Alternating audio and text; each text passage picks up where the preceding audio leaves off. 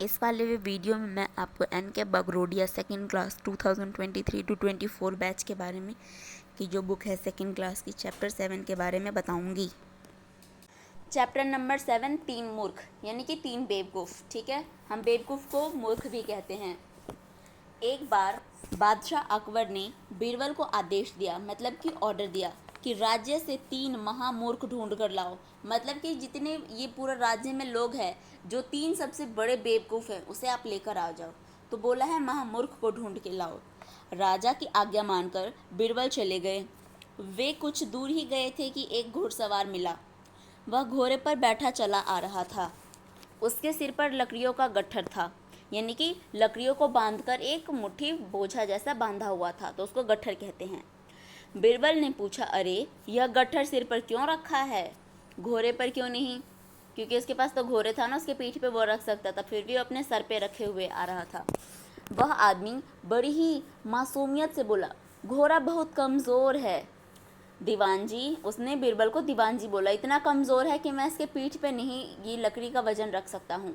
मेरा ही वजन यह नहीं संभाल पा रहा है। अगर गट्ठर का वजन भी इसी पर रख दूंगा तो यह बेचारा मर ही जाएगा। इसकी बेवकूफ़ी देखो, ये घोड़े पर बैठा हुआ, उसके सर पे ये जो लकड़ी का गट्ठर है वो है ना। तो इसका वेट ज़्यादा हो गया, पर इस बेवकूफ़ को पता ही नहीं है कि वेट ज़्यादा हो गया। यह बेचारा मर जाएगा। और ये बोलता है बीरबल से। फिर बोलते हैं, बीरबल नए घोड़े का लालच देकर उस मूर्ख को अपने साथ ले आया। वो बोलता है, मैं तुम्हें नया घोड़ा दूंगा, तुम मेरे साथ चलो। ऐसा बीरबल उस आदमी को बोलता है। रात होने पर उन्होंने देखा कि एक आदमी दीवार पर लगी लालटेन की रोशनी में कुछ ढूंढ रहा है। अब इधर देखो, एक दीवार पर ना लालटेन रखा हुआ था, मतलब कि टंगा हुआ था। तो एक आदमी ना उसमें कुछ ढूंढ रहा था। बीरबल ने उस आदमी से पूछा, क्या ढूंढ रहे हो भाई? वह बोला, मेरा एक सिक्का खो गया है। सिक्का कहाँ खोया है, ऐसा बीरबल ने पूछा। वहाँ उस वृक्ष के नीचे, एक पेड़ का और इशारा करते हुए बोला कि उस पेड़ के नीचे खो गया है। वहाँ उस वृक्ष के नीचे, वृक्ष हम पेड़ को कहते हैं, आदमी ने इशारा करते हुए कहा। बीरबल ने आश्चर्य से पूछा, तो वहाँ क्यों नहीं ढूंढते, यहाँ क्यों आए हो? ठीक है, इसका सिक्का कहीं और खोया था इस आदमी का, लेकिन ढूंढ रहा था लालटेन के नीचे। अरे दीवान जी, वहाँ अंधेरा है, इसीलिए यह लालटेन के उजाले में सिक्का ढूंढ रहा हूँ। इसका सिक्का कहीं और खोया था और ये सिक्का कहीं और ढूंढ रहा है।